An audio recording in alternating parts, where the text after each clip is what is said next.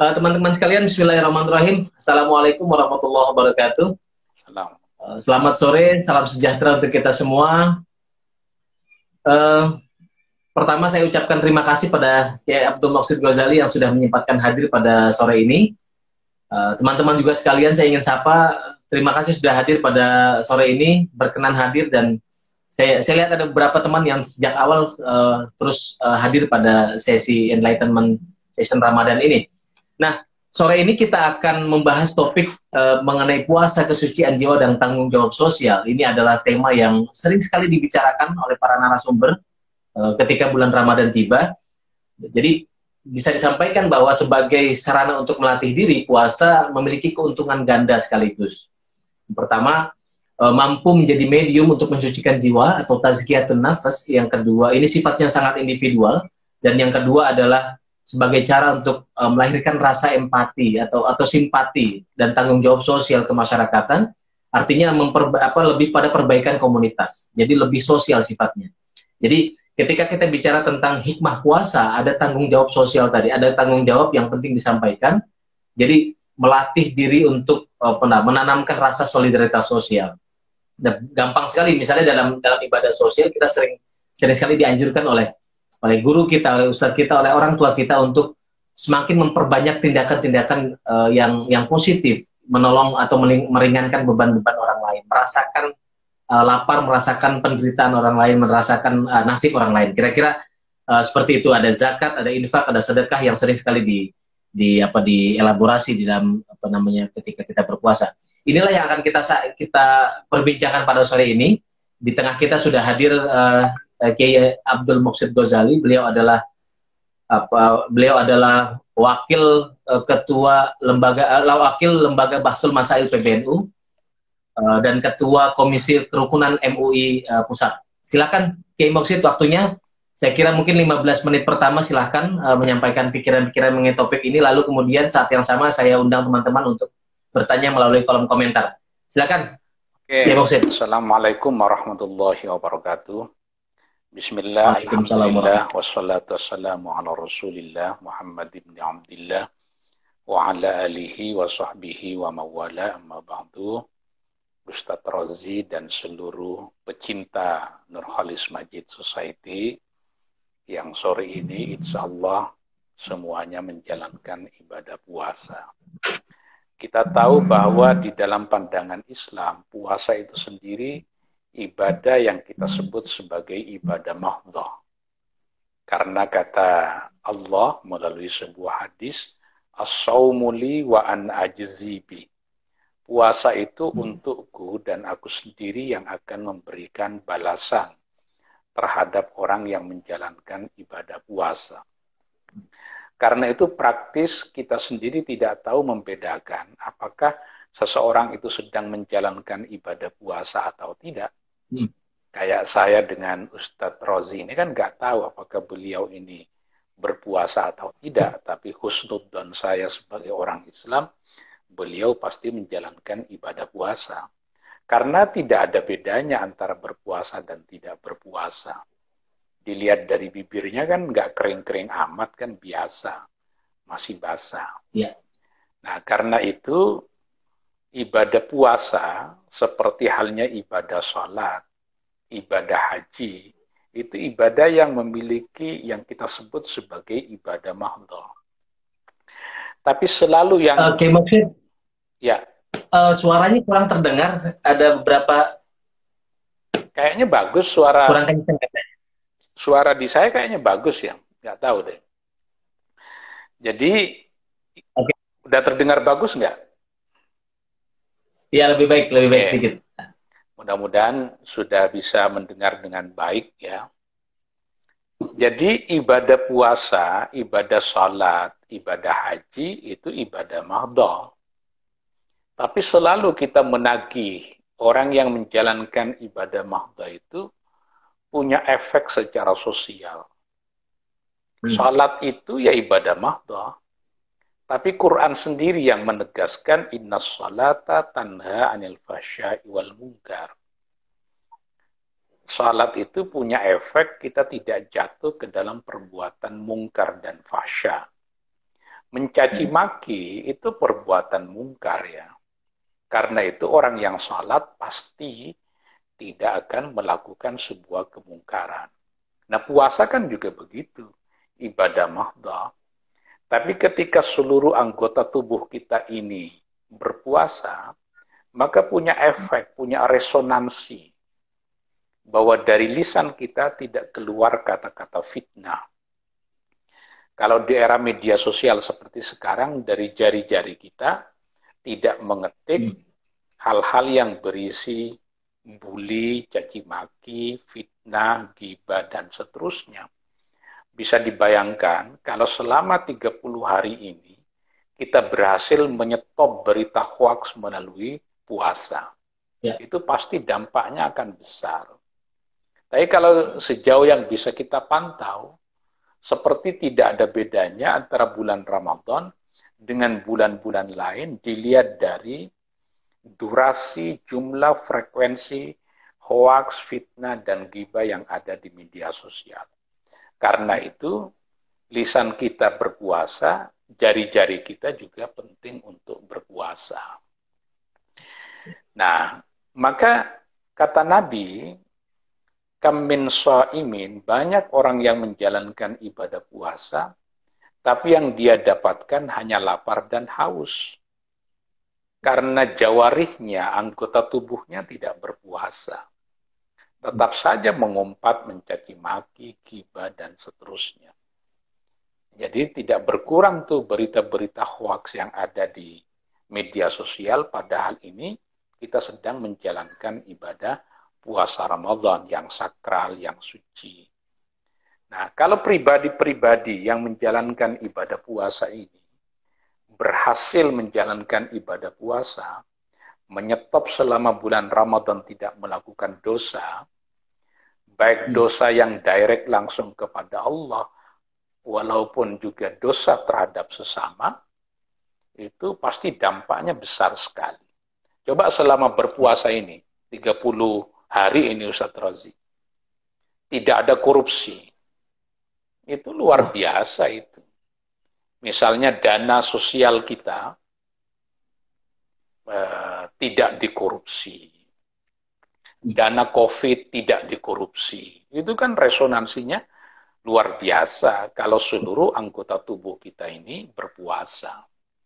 Syukur-syukur bisa dilanjutkan kan pada bulan-bulan berikutnya, pada bulan Syawal. Itu secara apa namanya, kontinu Allah sudah mengatur kan, ada bulan Sya'ban, yang bulan Rajab, bulan Sya'ban, bulan Ramadan, bulan Syawal sudah masuk waktu haji. Jadi kita dibimbing untuk menjadi pribadi yang baik itu sudah cukup lama. Setelah menjalankan ibadah puasa Ramadan, karena pandemi kan nggak ada haji, kita sudah bisa berangkat menjalankan ibadah haji sampai bulan Dzulhijjah. Nah, jadi perangkat-perangkat yang disediakan oleh syariat untuk mengedukasi umat Islam menjadi pribadi yang baik itu bagus sekali.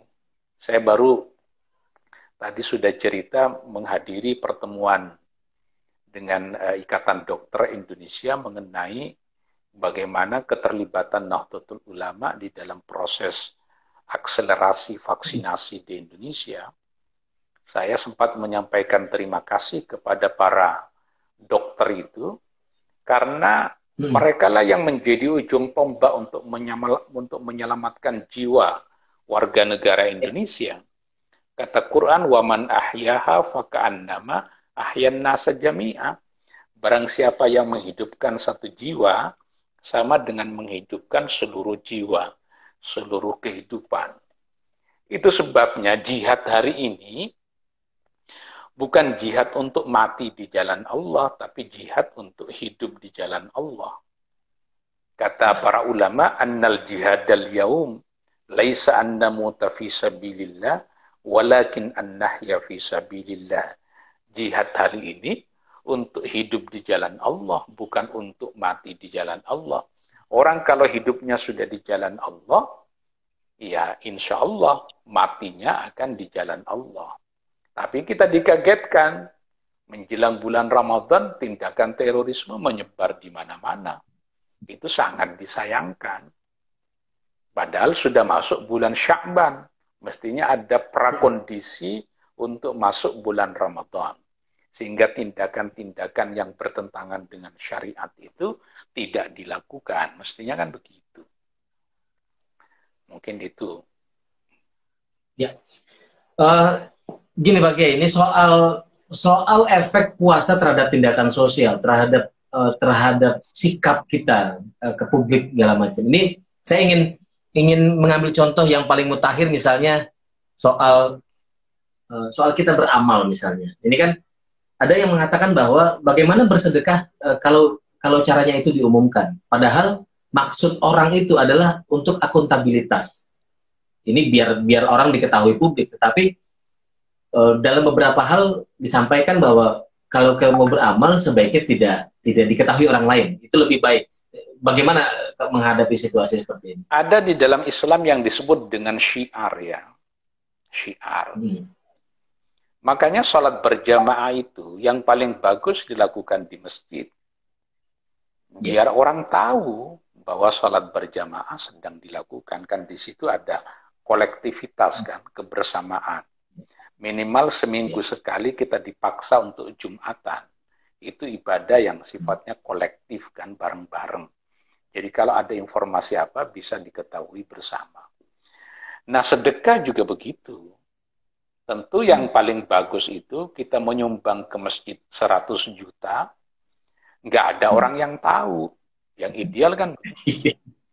Tapi kalau tidak ada syiar orang yang mendeklarasikan diri, diumumkan, nggak ada orang yang memulai, akhirnya pembangunan masjid itu nggak jalan-jalan. Maka kadang penting kita deklarasi syiar di Facebook, di apa namanya, di Instagram. Saya baru selesai salat duha nih, saya baru selesai menyumbang. Masa sedekah kalah sama dengan apa namanya amplop di kondangan resepsi pernikahan? Diumumkan sekian kan? Ya sama dengan itu. Ini agama mengandung syiar. Makanya kadang ibadah-ibadah sunnah itu penting untuk disyiarkan. Nah organisasi sebesar Nahdlatul Ulama itu suka tuh menyiarkan ibadah-ibadah sosial itu. Nah, karena kata kaidah fikihnya al-muta'addi afdalu minal qasir.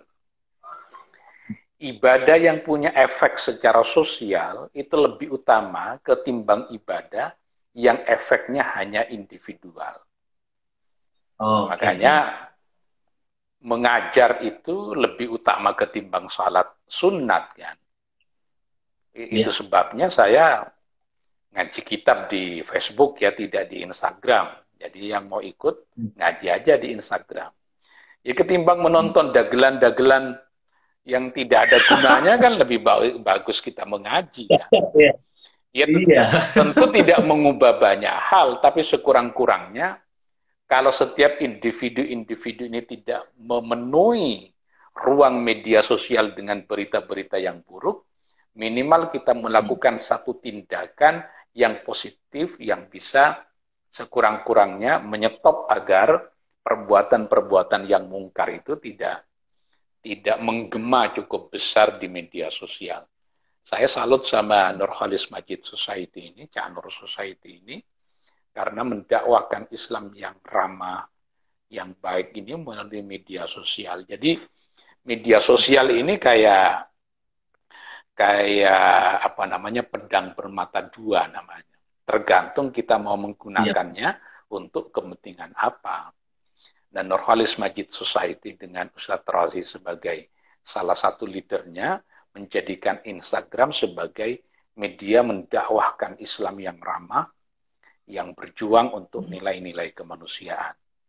Daripada nonton si A lagi PDKT sama si B, wah ini statusnya lagi kaktus, kakak adik enggak jelas statusnya, misalnya kan lebih baik ngaji yang seperti ini kan, dialog-dialog yang maknanya lebih positif. Gitu. Ya, Kiai Mausid ini terkait dengan tadi media sosial itu bermata ganda. Baik, bisa kita gunakan untuk kebaikan, bisa untuk keburukan. Nah, ada beberapa waktu yang lalu kita ingat tersiar video viral tentang aksi-aksi prank anak-anak muda di YouTube. Jadi mereka menyumbang bantuan untuk mustadafin gitu, untuk orang-orang yang kesulitan dalam bentuk kardus tapi isinya sampah, isinya batu. Maksudnya untuk konten, untuk menarik konten. Jadi orang mau benci, mau apa nggak peduli, yang penting kontennya naik. Yang klik naik, yang nonton naik. Nah, ini secara ini pasti nggak boleh. Artinya kita tahu itu tindakan yang tidak bermoral. Tetapi untuk keperluan clickbait. Jadi kita tuh kadang-kadang dihadapkan dengan situasi seperti ini. Jadi ada orang yang menarik keuntungan di atas penderitaan orang lain. Nah, apakah boleh ini dibilang sebagai fenomena apa ya? Ya tentu saja degradasi moral, tetapi bagaimana melihat mengajak anak-anak muda untuk lebih menggunakan media sosial lebih ramah gitu, lebih baik. Kata Nabi, min husni islamil mar'i tarkuhu ma la ya'ni. Jadi orang Islam yang baik itu meninggalkan perbuatan-perbuatan yang tidak banyak manfaatnya. Kecuali prank itu kita niatkan untuk hiburan. Misalnya Ustadz Razi sama istrinya ngeprank istrinya padahal untuk acara ulang tahun misalnya. Itu boleh, tapi kalau prank itu mengandung unsur penipuan, mengandung unsur yang menyakiti orang lain, punya dampak negatif secara luas di ruang publik, yaitu tidak seharusnya dilakukan. Misalnya, jadi yang ideal itu memang ya tidak melakukan perbuatan yang tidak banyak gunanya. Tapi kalau seluruh kita ini harus melakukan perbuatan yang banyak gunanya, kadang kan repot juga. Sesekali kita perlu menonton perkara-perkara yang mubah. Yang mubah itu artinya apa? Boleh aja. Haram tidak, sunnah tidak. Kalau saya suntuk baca kitab misalnya, terus di dalam Islam ada yang disebut dengan tarafuh. Hiburan saya apa? Ya nonton aja lah kayak zaman dulu. Biar tidak menyontohkan yang sekarang ya. Kayak Wiro Sableng misalnya zaman dulu. Itu bohong-bohongan, tapi kan membuat kita lucu. Senang, terhibur. Daripada nonton berita-berita politik malah nambah stres kan. Jadi itu mengubah saja hukumnya. Tidak masuk ke dalam kategori haram, tidak juga menjadi sunnah. Jadi Instagram ini kita pakai untuk yang itu-itu aja. Ya. Tapi kalau ya tergantung yang di-follow oleh kita itu siapa di Instagram ini. Karena itu yang akan masuk ke dalam timeline kita kan. Setiap hari yang kita tonton ya itu yang masuk. Saya juga main Instagram tapi following saya kan sedikit itu. Sebagian ya mahasiswa saya aja yang saya follow, selebihnya bahkan saya private itu. Karena untuk menyetop biar orang tidak punya kesempatan untuk berkata-kata buruk. Kadang saya delete, kadang saya blog misalnya. Biar tidak beresonansi kemana-mana tuh. Karena media sosial ini, ya tadi dengan alasan untuk menambah viewersnya itu, akhirnya melakukan perbuatan yang aneh-aneh. Itu ya kalau tidak haram ya minimal makruh. Yang hanya untuk kepentingan itu. Seakan-akan bersedekah padahal isinya sampah misalnya. Jadi media sosial kayak YouTube, Instagram, apa saja ini, ya dia mengandung dua energi ya. Jadi kayak Instagram ini mengandung dua energi ketaatan dan energi kemaksiatan kan ditampung di dalamnya kan. Apakah kita akan memanfaatkan energi ketaatan atau memaksimalkan energi kemaksiatan? Itu aja pilihan kita di dalam bermedia sosial seperti Instagram ini. Nah, kalau misalnya sekarang Instagram ini kita isi dengan kegiatan-kegiatan yang positif. Yang kita upload adalah berita-berita yang baik. Minimal 30 hari sepanjang bulan Ramadan. Itu pasti efeknya bagus sekali.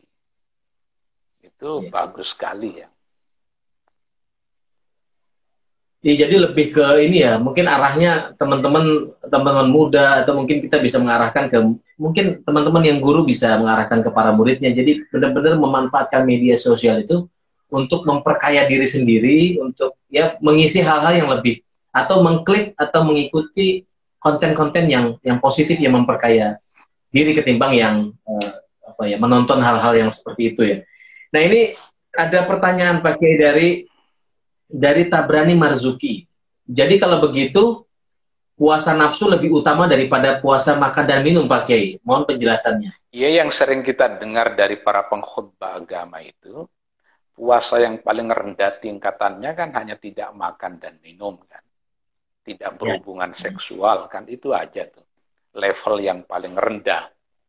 Ya tentu dari sudut sah dan tidaknya, ya puasanya sah tuh.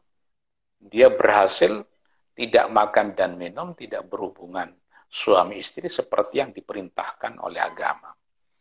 Nah, lebih tinggi dari itu, bukan hanya tidak makan dan minum, tapi apakah anggota tubuh kita ini secara pasif, ya, aktif juga, tidak melakukan dosa atau tidak?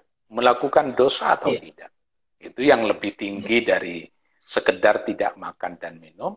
Anggota tubuh kita ini aktif, tidak melakukan dosa, pasif tidak melakukan dosa, dan aktif melakukan perbuatan yang baik.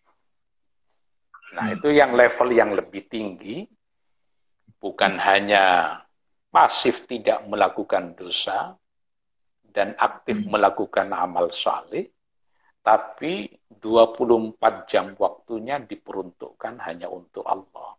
Tentu Allah tidak butuh, tapi kalau kita mengabdi kepada Allah, pasti ada efek sosialnya kepada sesama. Jangankan kepada sesama, kepada lingkungan, lingkungan hidup kita, itu pasti ada efeknya kan. Kita menjadi tidak berfoya-foya di dalam hidup, memilih hidup sederhana. Karena seringkali kalau orang itu hidupnya terlampau mewah, berbukanya aneh-aneh gitu, atau pada akhirnya tidak dimakan juga, itu sampahnya kan numpuk. Betapa banyak ya rumah-rumah mewah ini setiap hari mengeluarkan sampah-sampah yang banyak. Tapi coba bayangkan kalau kita hanya mengkonsumsi yang dibutuhkan oleh tubuh kita. Tidak berfoya-foya, kita makan seperlunya. Bukan hanya berguna buat diri sendiri untuk hemat, tapi juga tidak merusak lingkungan. Betapa banyak itu barang-barang yang kita beli itu hanya plastik-plastik. Dibeli hanya untuk merusak lingkungan.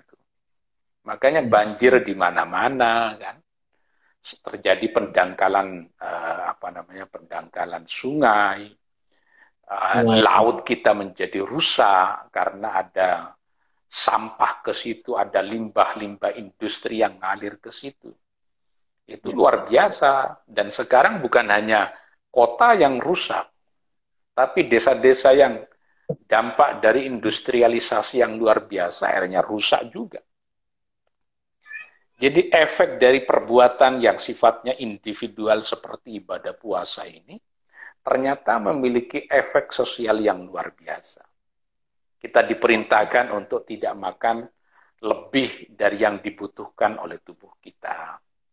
Akhirnya konsumsi berasnya menjadi sedikit kan. Tapi kalau makan sehari 5-10 kali, ya konsumsi beras menjadi banyak sekali. Dan seterusnya, dan seterusnya.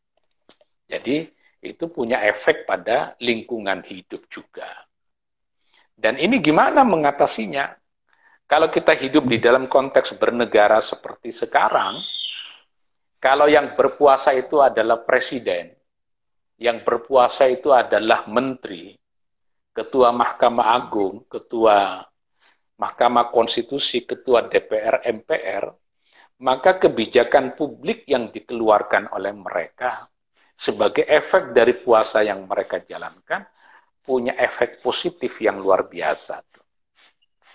Presiden misalnya sedang berpuasa, maka yang akan dikeluarkan adalah tasarruful imam ala ra'iyah manutun bil maslahah. Kebijakan yang dikeluarkannya itu memberikan dampak kemaslahatan terhadap semuanya. Misalnya sekarang, siapa yang ngurus ODGJ di Indonesia? Orang dengan gangguan kejiwaan. Iya. Kaum difabel di Indonesia itu kan jumlahnya 14 jutaan. Itu kita akan menagih tanggung jawab sama siapa? Makanya ketika kita menjalankan ibadah puasa Ramadan ini, ujung dari puasa Ramadan ini adalah zakat fitrah, kan? Yeah. Dan zakat fitrah yang kita keluarkan itu pertama harus berupa makanan pokok. Jadi tidak diutamakan di dalam mazhab Syafi'i, tidak diutamakan diganti dengan uang, tapi berupa makanan pokok. Nah, kalau orang tinggal di gurun Sahara, kering kerontang, tidak ada apa-apa, masa zakat fitrah kita uang? Kan nggak mungkin orang makan uang. Ya makanan pokok di daerah itu. Itu sehingga orang-orang yang hidupnya susah, minimal akhir dari bulan Ramadan ini kebutuhan pokoknya terpenuhi dengan adanya zakat fitrah itu. Minimal itu. Boleh juga diganti dengan uang, tapi jangan semuanya. Karena kalau semuanya menggunakan beras, kan nggak ada lauknya itu, Satrozi. Telurnya dari mana itu loh? Kan nggak mungkin kita hanya makan nasi kan? Makan beras kan nggak mungkin. Makanya kalau ada yang mengganti dengan uang, bagus juga biar ada lauk pauknya, ada sayurnya dan seterusnya. Karena lauk pauk itu kan bukan zakat, bukan makanan pokok tuh. Makanan pokok yang kita maksud yang mengenyangkan ya seperti beras, jagung, sagu misalnya dan seterusnya. Iya. Tadi disampaikan soal ini memang agak sulit ya kita antara keinginan dengan kebutuhan. Jadi kalau menuruti keinginan seperti yang sampaikan sama Kiai Moksid tadi, itu memang nggak ada ujungnya. Tapi kalau kebutuhan tadi kita mengukur apa yang kita butuhkan betul-betul untuk berbuka, ya paling ya kurma, ya nasi, sayur, selesai ada lauknya.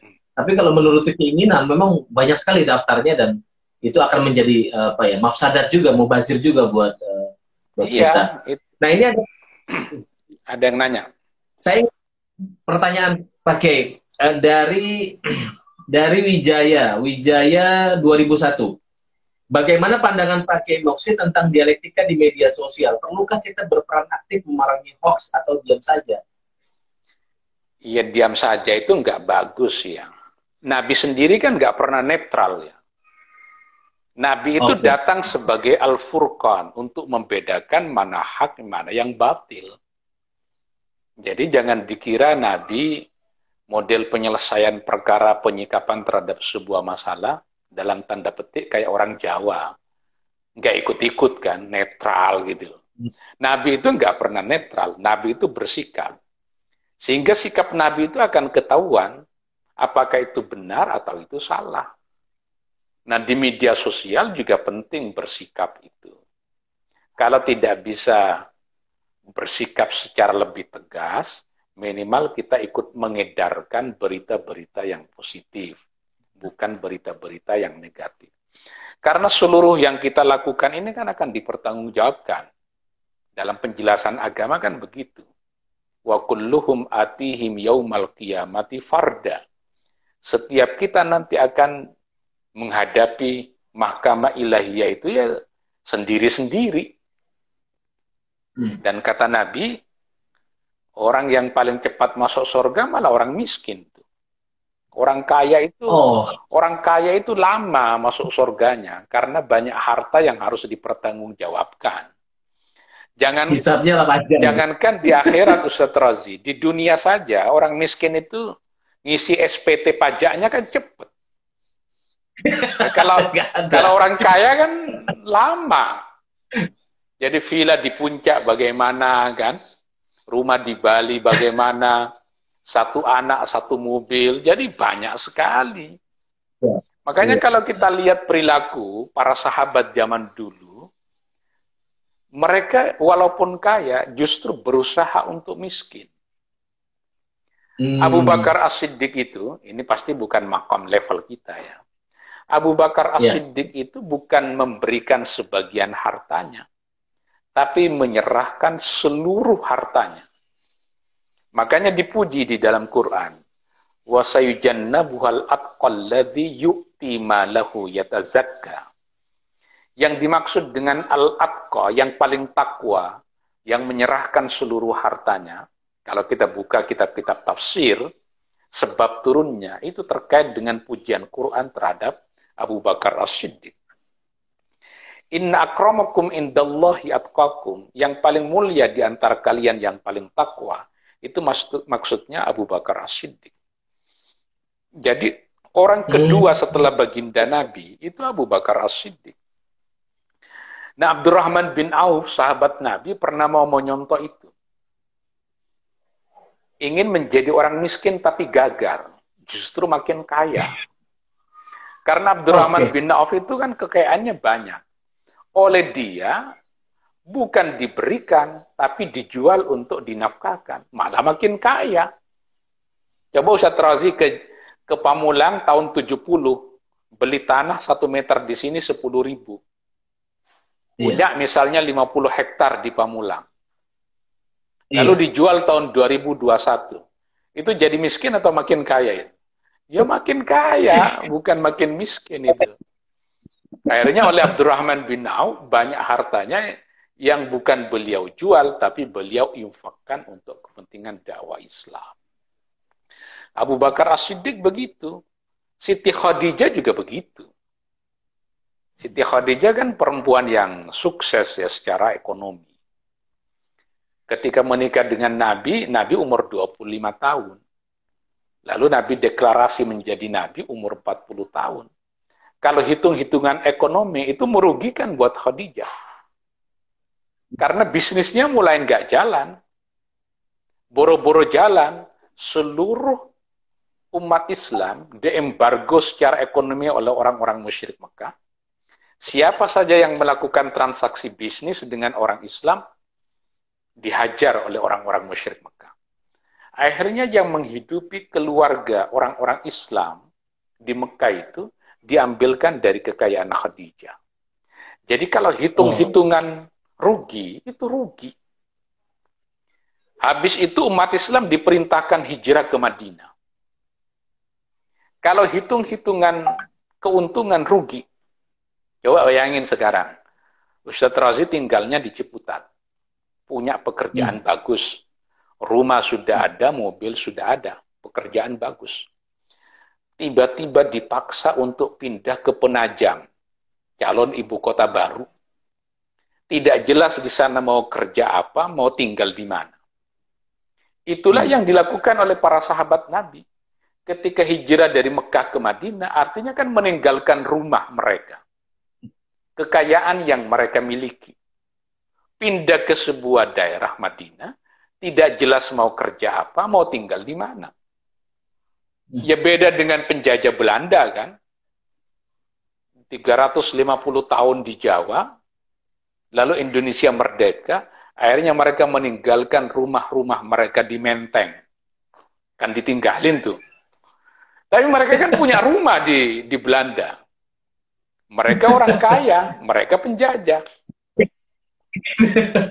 Kalau orang Islam yang ikut hijrah bersama Nabi dari Mekah ke Madinah, itu kalkulasinya rugi loh.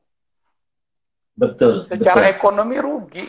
Makanya orang kayak kita ini bagusnya tidak sezaman dengan Nabi. Ya, kalau untung-untungan kayak kita ini nggak ikut hijrah bersama Nabi ke Madinah kan? Karena kita pasti, ya masa sih kehilangan pekerjaan. Makanya yang dinyatakan oleh Quran itu, wajahidu bi amwalikum wa anfusikum. Berjihadlah kalian dengan harta kalian. Itu ujian besar itu. Kehilangan harta, kehilangan pekerjaan. Akhirnya yang dilakukan oleh Nabi nyampe ke Madinah apa? Mempersaudarakan umat Islam. Kaum muhajirin dan ansar dipersatukan. Orang-orang muhajirin dikasih harta rampasan. Orang ansar tidak dikasih. Tapi nggak iri tuh. Makanya dipuji orang-orang Ansor di dalam Quran. Di dalam Quran dinyatakan, walladzina tabawwa'ud dara wal imana min qablihim yuhibbuna man hajar ilaihim wa la yajiduna fi sudurihim hajatan mimma utu wa yu'thiruna ala anfusihim walau kana bihim khasasa wa may yuqa syuha nafsihi fa ulaika humul muflihun. Orang yang menempati kota Madinah sudah beriman sebelum kaum muhajirin pindah dari Mekah ke Madinah. Mereka tidak iri terhadap privilege yang diberikan oleh Nabi kepada orang muhajirin. Bahkan mereka lebih mendahulukan orang-orang muhajirin ketimbang orang-orang Ansar. Itulah orang yang beruntung. Nah, orang-orang muhajirin juga dipuji oleh Quran. Orang yang hijrah dari Mekah ke Madinah disebut oleh Quran lil fuqara'il muhajirin. Orang-orang fakir yang hijrah. Karena ketika mereka itu pindah dari Mekah ke Madinah, nyampe di Madinah, jatuh menjadi orang miskin. Menjadi orang fakir. Alladzina ukhriju min diyarihim wa amwalihim.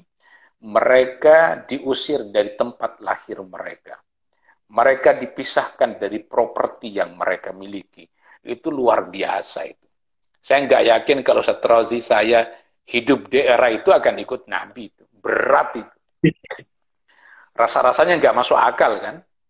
Saya sudah mapan kayak begini, rumah ya adalah, kendaraan ada, tiba-tiba suruh pindah ke sebuah negeri, nggak jelas mau kerja apa tuh. Itu pilihan yang kalau tidak didorong oleh keimanan yang kuat, nggak mungkin melakukan itu. Makanya kita bagusnya ini hidup jauh dari Nabi kan. Ya coba itu. Ada Julaibib namanya. Itu laki-laki paling buruk mukanya di kota Madinah. Nggak ada orang mau tuh. Dinikahkan oleh Nabi dengan perempuan yang sangat cantik di kota Madinah. Nabi melamar sendiri kepada bapaknya. Bapaknya agak ragu mau menolak Nabi. Oleh bapaknya nanya aja Nabi sama anaknya. Harapannya anaknya menolak. Tiba-tiba si perempuan ini bertanya, ini keputusan Nabi atau bukan? Kalau keputusan Nabi, kata si gadis ini, wa ma kana lil mu'minin wala mu'minatin idza qadallahu wa rasuluhu amran ay yakuna lahumul khiyaratu min amrihim. Kalau Allah dan Rasulnya sudah memutuskan, ya sudah dijalankan.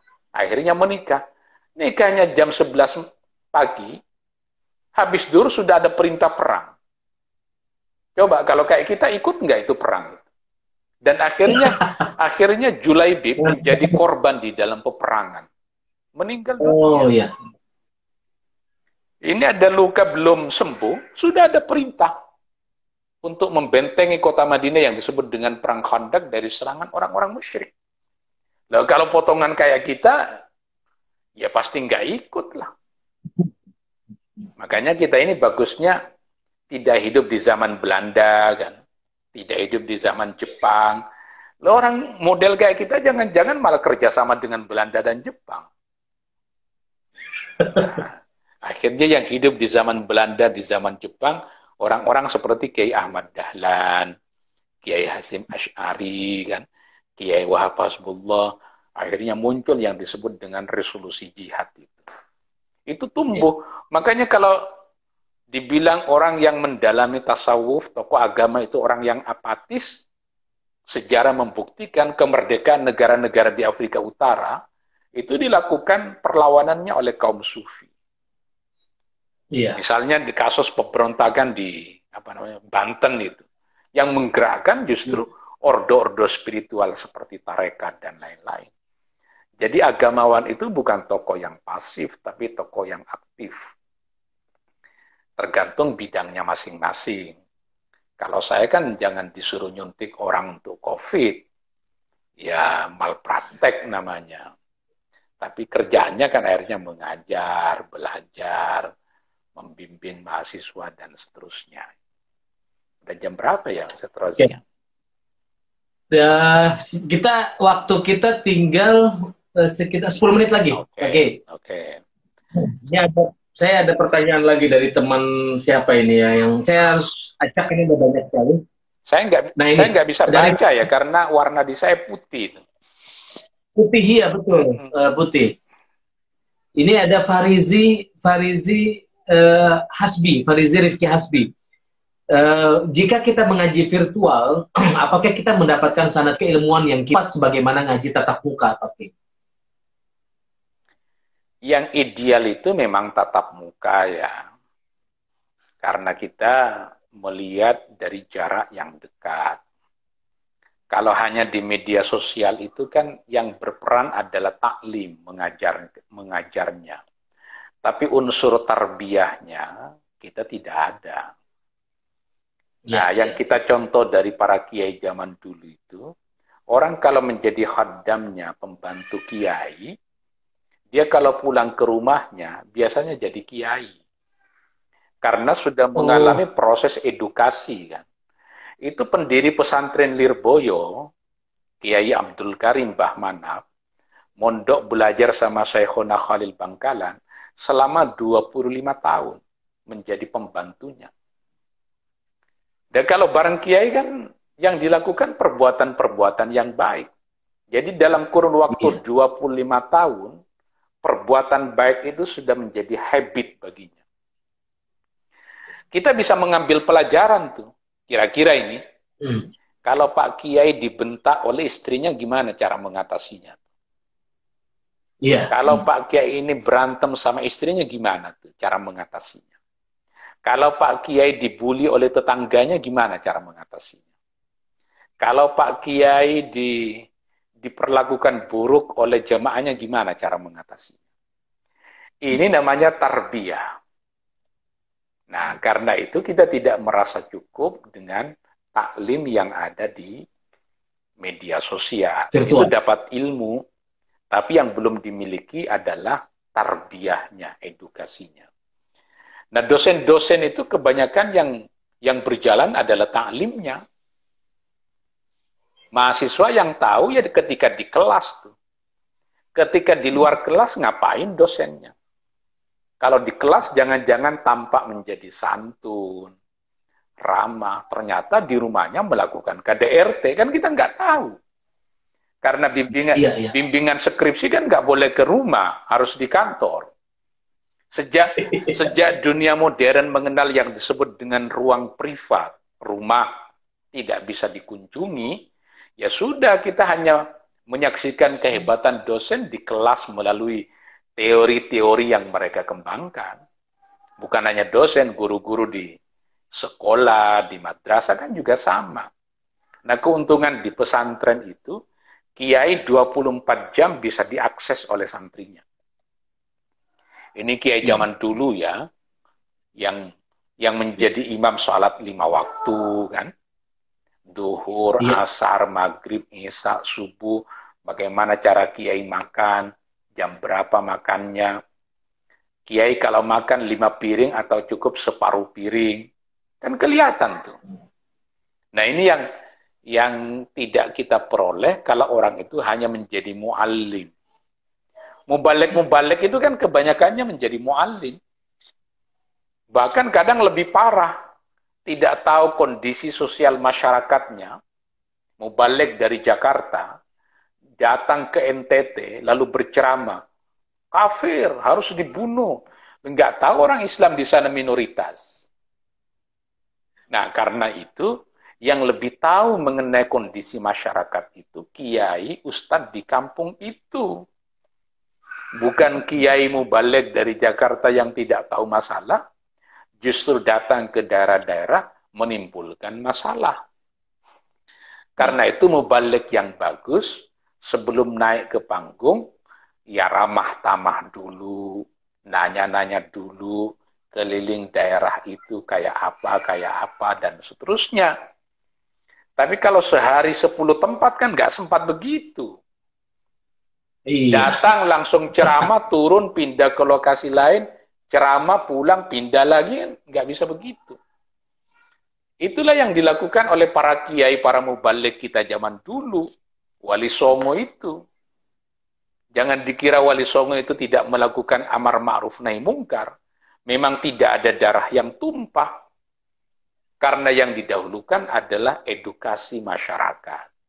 Jadi orang pindah ke dalam Islam dari Hindu Buddha itu karena menyaksikan akhlak budi pekerti yang agung dari para ulama-ulama zaman dulu.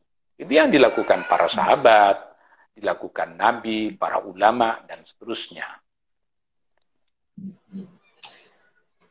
Oke, masih ada satu lagi, saya minta, mohon pertanyaan, ada satu lagi ini yang bisa kita jawab. Apa betul kemiskinan itu berpengaruh pada ibadah seseorang? Apa itu? Dari Syahrul Abdullah. Pertanyaannya apa tadi? Apa betul miskin itu berpengaruh dengan ibadah seseorang? Ya tergantung ya. Karena banyak orang-orang ulama-ulama yang memilih hidup miskin. Imam Syafi'i itu miskin. Nabi Ayub itu miskin. Tapi kemiskinannya menyebabkan dia justru konsentrasi ibadah kepada Allah. Kan kisah mengenai sahabat yang minta doakan kaya kan ada. Namanya Tha'labah kan. Minta didoakan untuk kaya. Setelah kaya ternyata waktu dia habis untuk memberi minum terhadap domba-dombanya, terhadap unta-untanya. Justru buruk kekayaan baginya. Tapi ada juga ulama-ulama yang kaya. Ada nabi yang kaya, Nabi Sulaiman kaya. Tapi Nabi kita Muhammad sallallahu alaihi wasallam memilih hidup sederhana. Habis subuh gitu datang masuk dapur nanya kepada Siti Aisyah. Ada makanan untuk sarapan enggak? Kalau kita di Indonesia ada nasi uduk, ada roti atau enggak? Kata Siti Aisyah enggak ada. Kata Nabi, fa'idhan ana sha'im. Kalau begitu saya berpuasa. Jadi Nabi tidak pernah menyiapkan makanan untuk kepentingan 1 bulan. Ya. Karena Nabi memilih hidup sederhana. Nabi itu keistimewaan ketimbang kita, itu sanggup tidak makan 1 minggu. Yang disebut dengan puasa wisal itu. Ini orang yang levelnya tinggi. Imam Syafi'i itu ulama yang miskin. Tapi Abil Hasan Asyadzili ulama yang kaya. Nah, kata Abil Hasan Asyadzili di dalam doanya itu, Allahumma ja'alid dunya fi aidina la fi qulubina. Ya Allah, jadikanlah harta ini hanya berhenti di tanganku, tidak masuk ke hatiku. Nah, kita ini kadang nggak tahu lebih bagus jadi orang miskin atau jadi orang kaya. Makanya kita lebih menerima apa yang sudah diberikan oleh Allah. Tidak lebih dari itu. Kalau Ustadz Razi penghasilan 1 bulan 500 juta, jangan-jangan malah lebih buruk baginya. Kalau Ustadz Razi menjadi anggota DPR, jangan-jangan buruk baginya. Coba bayangin menjadi anggota DPR, 5 tahun, masuk penjaranya 18 tahun. Ya kan buruk berarti baginya itu. Kalau kembali kepada yang tadi, kalau kita bekerja, mengkonsumsi apa saja sesuai dengan kebutuhan, bukan keinginan, ya angka korupsi tidak akan sebanyak ini. Yang banyak terjadi kan keinginan itu. Bayangin ini, ada manusia yang merawat tubuhnya 1 bulan ratusan juta. Iya kan? Ratusan juta untuk merawat tubuh tuh. Kukunya diapain kan? Padahal kata para ulama wal jismu yubla ghairu mujbidzanabi. Seluruh tubuh ini nanti akan hancur juga. Kan?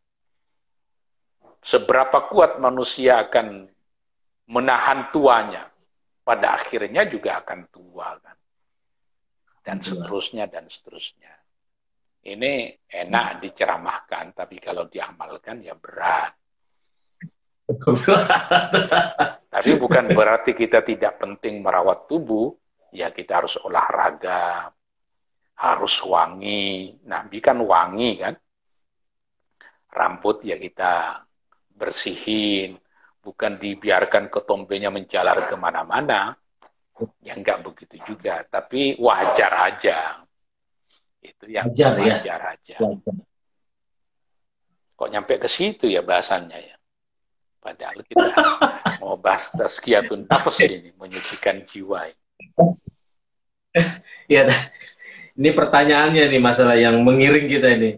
Saya kira waktu sudah habis, karena apa tadi kita mulai jam 7.16, jadi 4.16, jadi saya kira ini sudah 5.13, saya kira sudah cukup saja. Nanti kalau dijawab lagi, ada pertanyaan lagi, panjang lagi.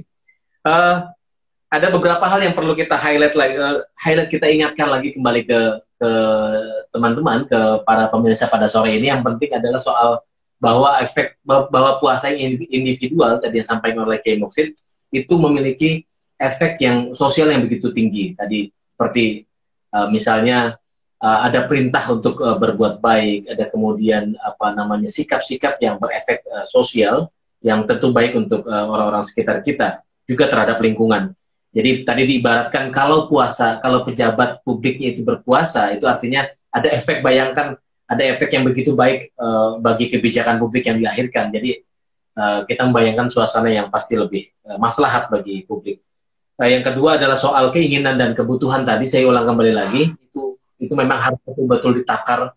Jadi kita sebagai manusia mungkin lebih berpijak pada apa yang kita butuhkan, bukan menuruti apa yang kita inginkan.